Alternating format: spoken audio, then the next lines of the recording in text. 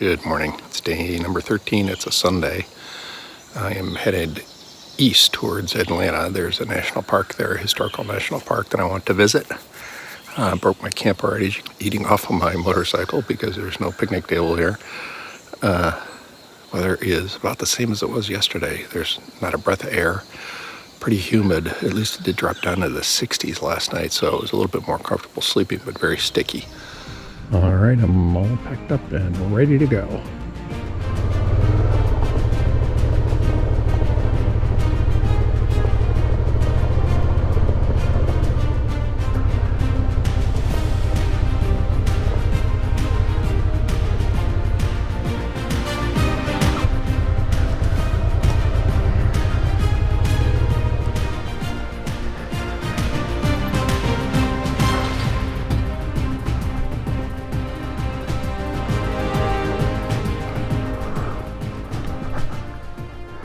So you'll see my back tire is only 1/10 of a pound off from what it's supposed to be on a heavy load.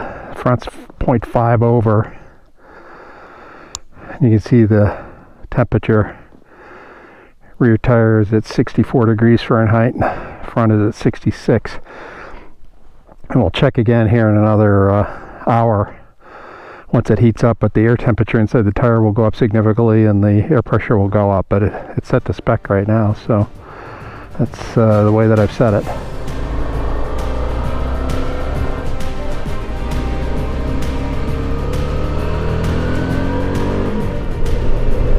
Not a cloud in the sky.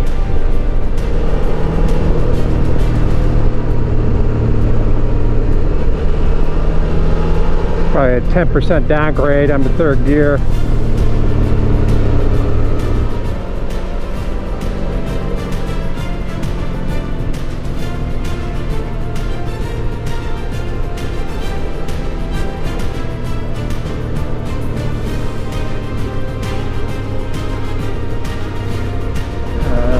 Scenic overlook. Let's take a look. I passed it yesterday. It was going by too fast to make a turn.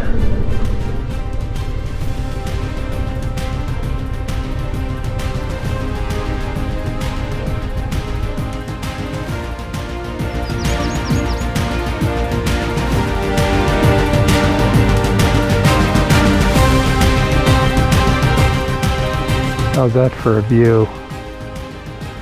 Early in the morning.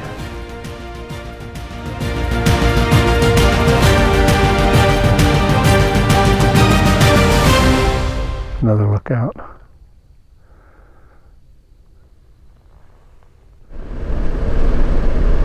What a way to get the juices flowing first thing in the morning than a ride like this.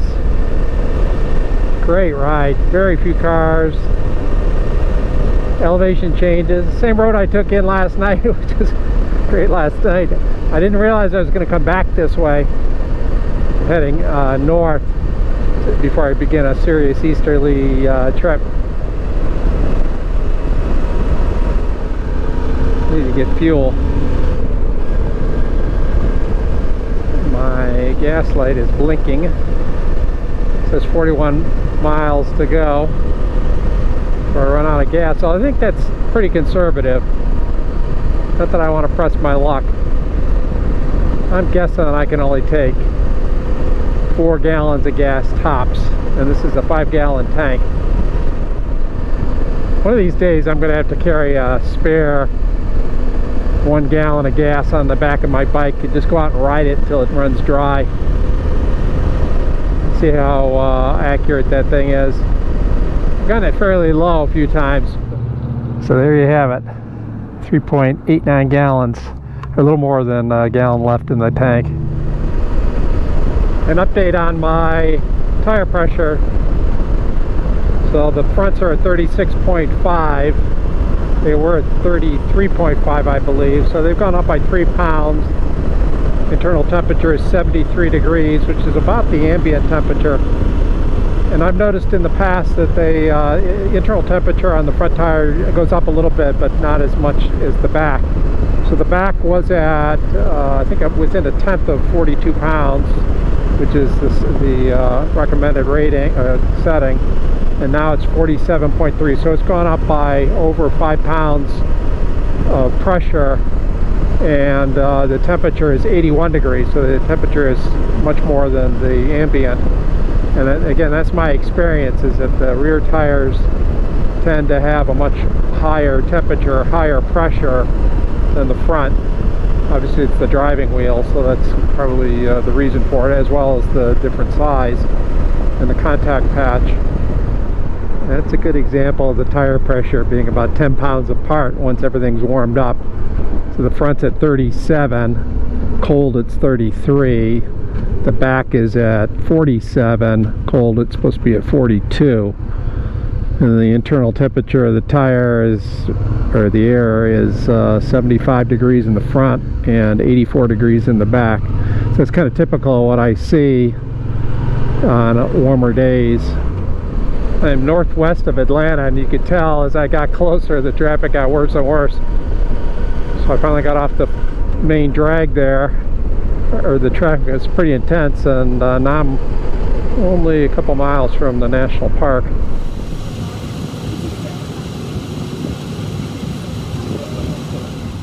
Alright, so we're near the top of Kennesaw Mountain, and there is Atlanta way off in the distance, which is General Sherman's goal, and he kept out flanking the two Confederate generals that he fought against. One of the flanking maneuvers occurred here at Kennesaw Mountain, but Johnston kept blocking his path to Atlanta until ultimately Sherman's troops succeeded in getting into Atlanta.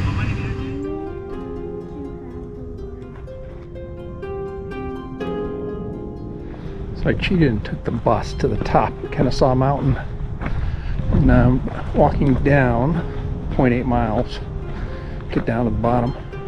But this battle was won in a series of battles by Sherman, similar to what Grant did on the eastern side of the United States, where he attempted to flank Confederates. So that's what General Sherman did against General Johnston, who ultimately got replaced by General Hood because of frustration that the Confederates weren't able to stop Sherman on his march first to Atlanta and then on to the sea. So this Kennesaw Mountain is one where some bloody battles took place.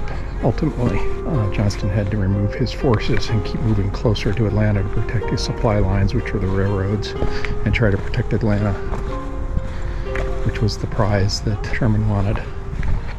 It is a warm, sultry day here, even in the shade. And we're at the beginning of May. I can't imagine doing this in July or August. So I'm glad I did this trip now as opposed to midsummer. Plus it's really crowded. So that was a good move, I think, to take the bus up and walk down because it's really warm. A few battle sites I can ride around to on the bike. So everything's in order here, which it looks like it is. It's good.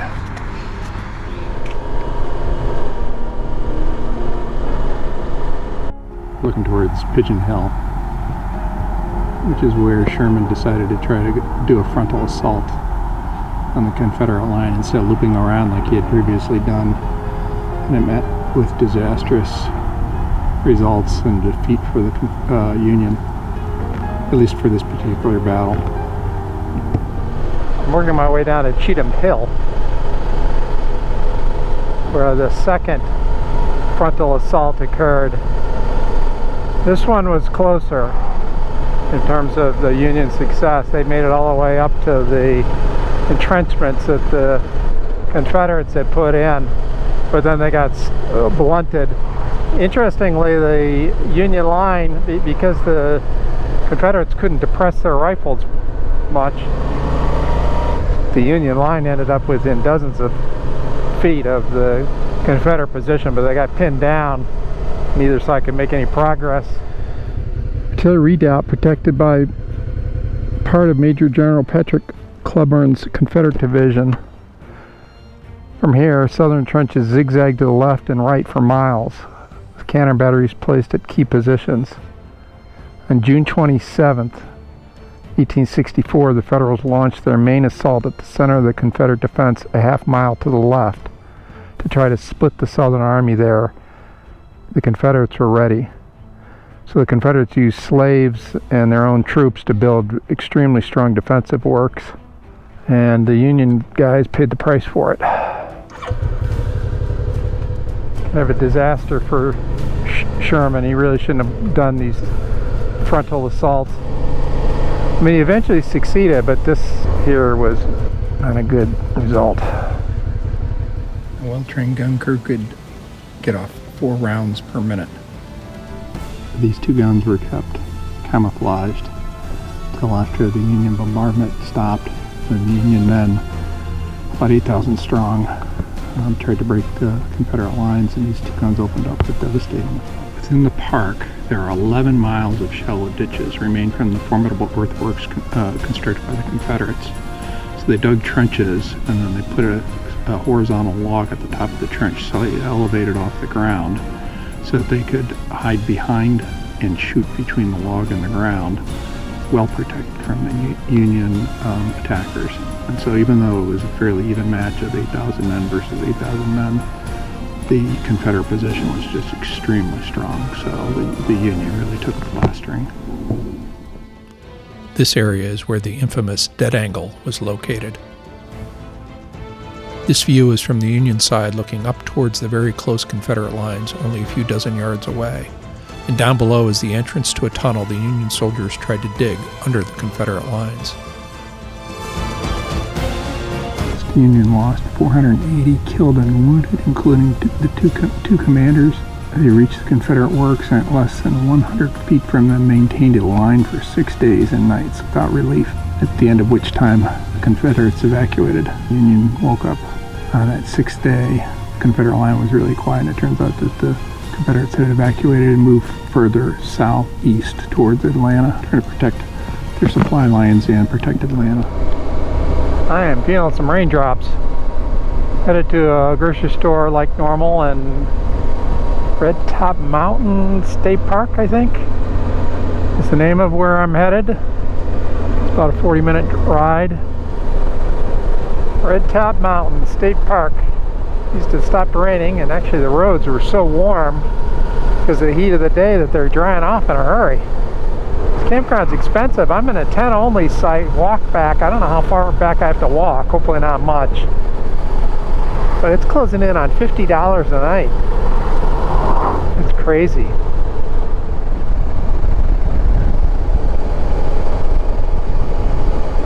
I'm in number 45, which is right there, and the water's right behind it. And then just a little bit of walk that I gotta take. It's a pretty nice site, it looks like. Very nice. Especially compared to yesterday.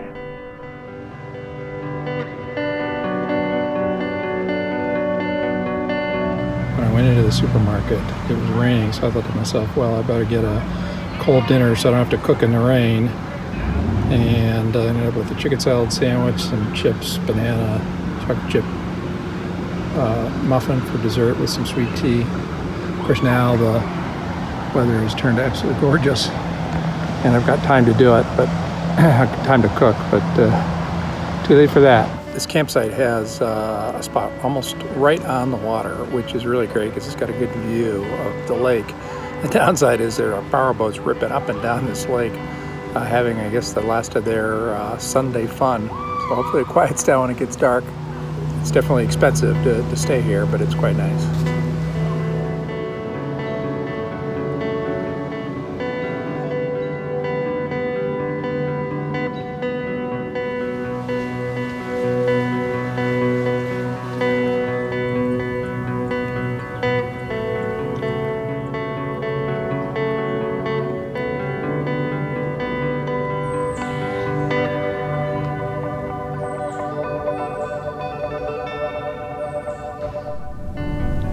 Good morning, it's day number 14, it's Monday.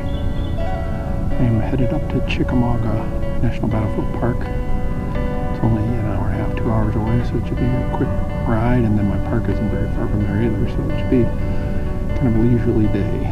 Looking forward to it.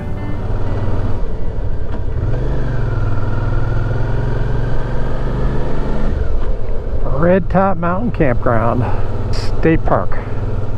Well, the camp next to me offered to let me use one of his kayaks, which I declined because I was a little bit wiped out at the end of yesterday.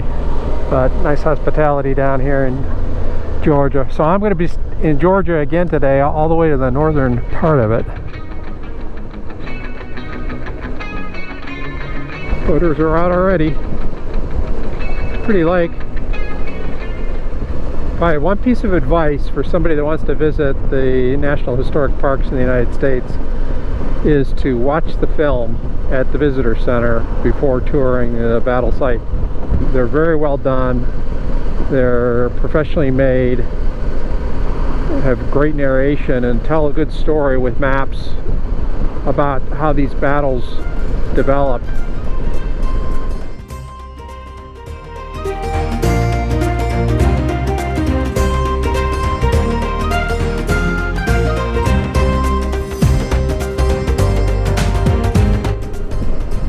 About 25 miles to the national park, 32 miles to the state park, and I am moving into weather. Well, I lucked out on that. I was running eastbound into the backside of a rainstorm and started getting rained on fairly heavily, as you can see from my windscreen.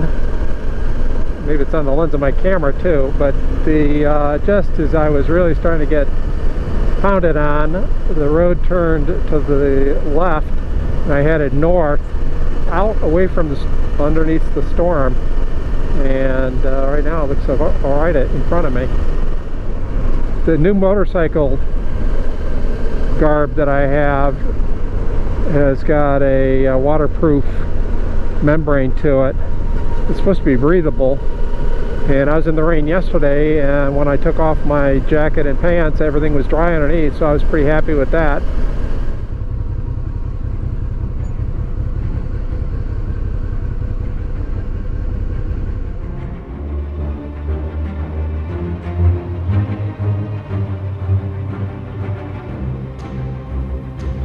This is a 12-pound Napoleon, which is the most popular cannon used during the Civil War.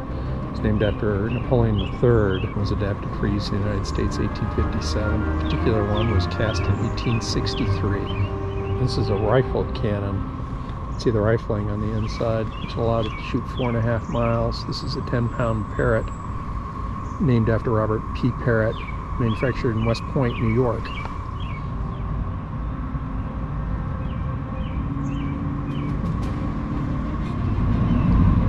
So the Chickamauga and Chattanooga National Military Park was the first one established in the United States after the Civil War, 1890.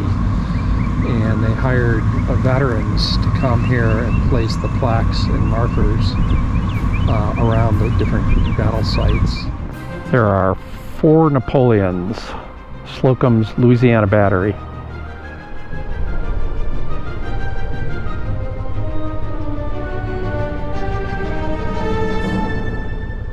So I'm facing the Union lines with the Confederacy to my back. This is where day 2 of the battle took place.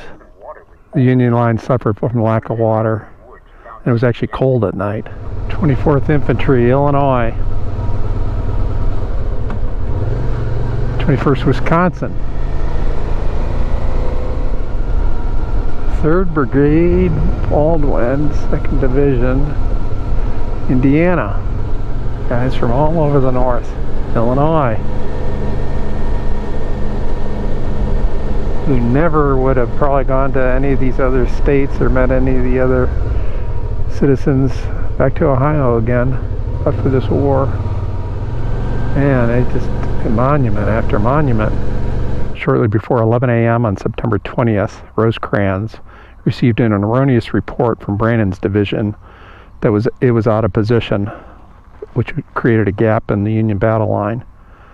So I didn't realize that there was a supposed gap that Rosecrans tried to close up, but when he tried to close up a gap that didn't exist, he created one. After this battle, Rosecrans got removed from command, President Lincoln, and put in his place no less than Ulysses S. Grant, which began the successful career of Grant as commanding general, both out here in the West, if you will, as well as ultimately becoming the commander of the Army of the Potomac. I just rode about another quarter mile. This is where the actual breakthrough of the Confederates occurred. in the gap that Rosecrans mistakenly created by one of his orders. When this happened, I think about a third of Rosecrans' men in this area, along with Rosecrans, headed back up to Chattanooga, which led to General Thomas, who was to the left in Rosecrans' line, being left with a large group of men, and they held their ground, which I think we'll see here shortly, which ended up giving Thomas his famous nickname.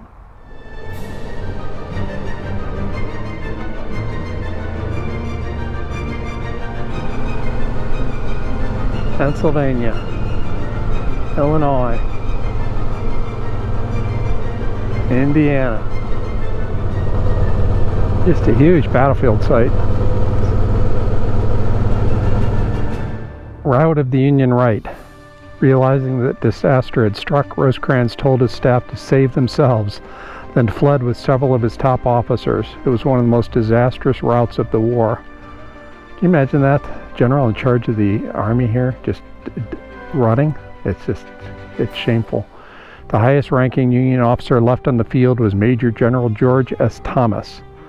The task fell to him to save the Union Army from annihilation. This to me is the glory of what happened here for the Union. What happened next, which is what Major General George S. Thomas did, because that is what makes, in my mind, the memory of Chickamauga. In 1863, George Snodgrass and his family of 9 people lived in this log house. The second day of the Battle of Chickamauga, Union forces made a desperate stand in the woods and fields surrounding the cabin, forcing the Snodgrass family to take cover in a nearby ravine. Thousands fell as Confederates attacked Union positions on Snodgrass Hill. It was some of the war's bloodiest fighting, and the Snodgrass cabin was soon filled with wounded. 58,000 engaged on the Union side. Total casualties 16,179, of which 1,656 were killed. On the Confederate side, 66,000 were engaged, so a slightly larger force. They had a higher casualty rate, 20,950, with 2,673 killed. Throughout the afternoon, Union soldiers held the ridge, repulsing repeated Confederate assaults. As darkness fell, one final assault revealed that the remaining Union troops had slipped away to Chattanooga. After 3 days of fighting, the Confederate Army of Tennessee was victorious. So, behind the Snodgrass Hill, there's Horseshoe Ridge, which is where the remaining general in charge of the field for the Union, Thomas, basically consolidated his men and held the ground here on day 3, allowing for an orderly retreat of the Union forces up to Chattanooga. It was a great effort by him, and his name thereafter was called the Rock of Chickamauga, because he basically saved the Union from a complete defeat and turned it into a fairly orderly retreat for the Union. So he protected Chattanooga by allowing for the orderly retreat of the Union troops back up into Chattanooga. So I'm going to start heading in that direction now, and there's a couple more historic spots that I can visit. Look at all the monuments. Passing into Tennessee.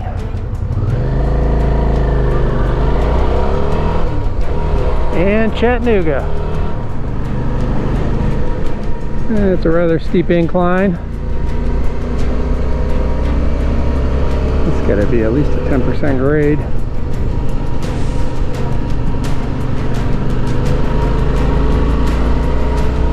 Lookout Mountain's pretty high too, so it's going to take a while to get up there, 5-10 minutes. But the Suzuki is up to the challenge if the rider is.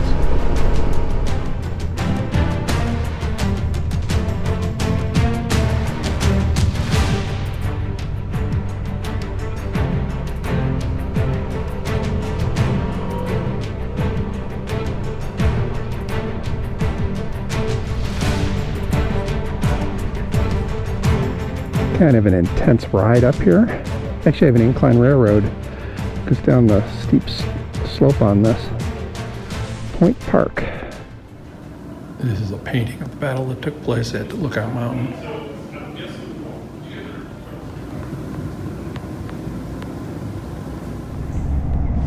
We're at the top of Lookout Mountain. This is where the battle above the clouds took place. And that is downtown Chattanooga. It's Tennessee River.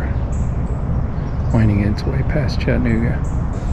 This was the first battle that Grant and Thomas made to break the siege on Chattanooga by Braxton Bragg. And they actually had the men attack up this mountaintop.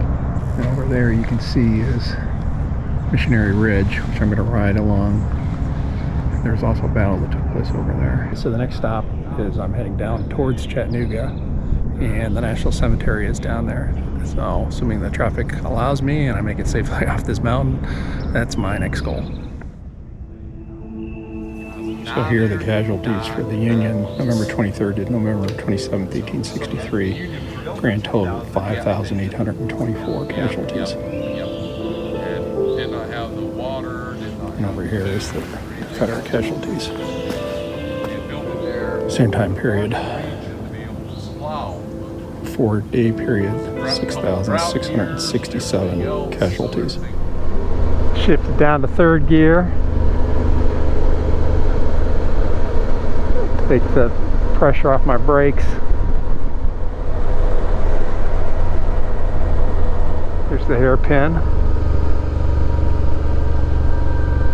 Not too bad. Never seems as bad going down as it does going up. I think it's a little easier to modulate the brakes, especially with the lower gear, than it is going up when you're trying to manage the transmission a little bit more in the clutch.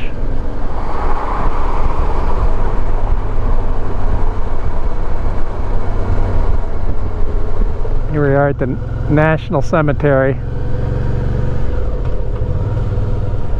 And now we're getting into the older section. This is going to be the Civil War section over here. So the battle ended here November 23rd, 1863. General George Thomas established a cemetery here on December 25th, 1863 to provide a proper resting place for the remains of the brave men who fell upon the fields of Chattanooga. In 1867, this was designated the Chattanooga National Cemetery. In 1874, the Army inspection reported almost 13,000 interments, of which almost 5,000 were unknown. Andrews raid on April 12, 1862, so a year and a half before the Battle of Chattanooga. Kentucky civilian James Andrews led a daring raid. Andrews, another civilian, and 20 Union soldiers from the 2nd, 21st, and 33rd Ohio Infantries made their way to Big Shanty, Kennesaw, Georgia. It's over there, and stole the locomotive General. As the raiders steamed north towards Chattanooga, they burned railroad bridges, cut telegraph lines, and tore up track. Relentless pursuit, bad weather, and poor luck ended their mission, and Confederate forces eventually captured all the men. After being tried, Andrews and 7 others were hanged as spies. Some raiders escaped. Others were exchanged for Confederate prisoners. 19 soldiers received the Medal of Honor. Andrews and the other civilian were, of course, not eligible for the commendation, since the Medal of Honor is only available for military personnel. So I want to go see if I can find this. This is Ohio's tribute to Andrews Raiders, 1862. It was erected in 1890. It's unique.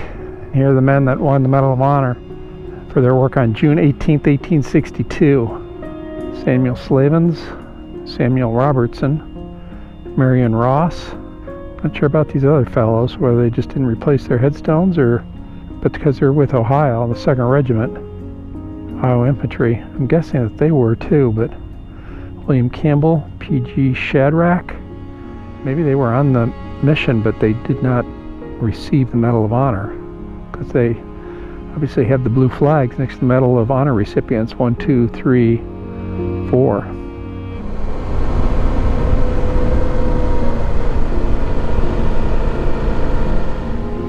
Looking for Desmond Doss, who is a Medal of Honor recipient, but I just found another one. Harry L. Taylor, Captain, U.S. Army, Vietnam, born in 42. He just died within the last several months. Leave no man behind. That is a good view of Lookout Mountain. I was all the way up there, looking out over the city where I am now. And Missionary Ridge is over here. You can see the line of hills. I'm going to ride along Missionary Ridge. I'm not sure that there's much to stop and see, but I do want to visit it, given that it was the last place where a battle took place for Chattanooga, where ultimately the Union held Chattanooga, and they continued to hold it through the end of the war. And it was one of the jump-off locations. Sherman started his march to the sea, first to Atlanta.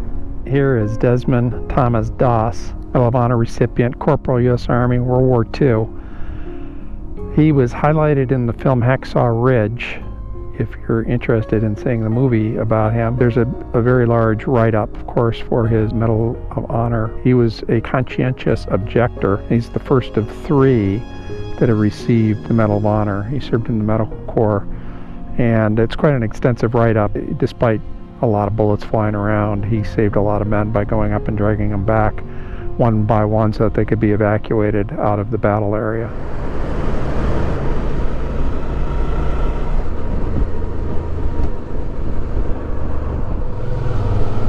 I am on North Crest Drive, heading along Missionary Ridge.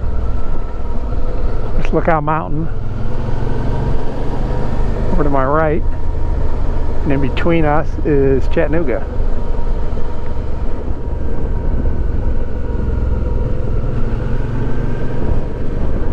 Well, that concludes my tour today. I already have the campground in the GPS. I have 45 minutes of riding ahead of me, and I need a grocery stop. These Michelin Anarchy Adventure tires roll into the corners so much better than the Shinko. It's more of a street tire, and it's really noticeable on the turns. Just a much more fun ride.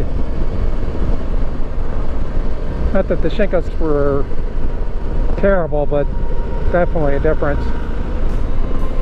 I don't know how many state parks I've stayed in over the years. Cloudland Canyon State Park. Park Glorious.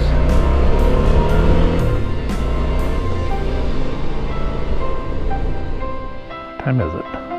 6:07, finally arrived. It's like a nice campsite.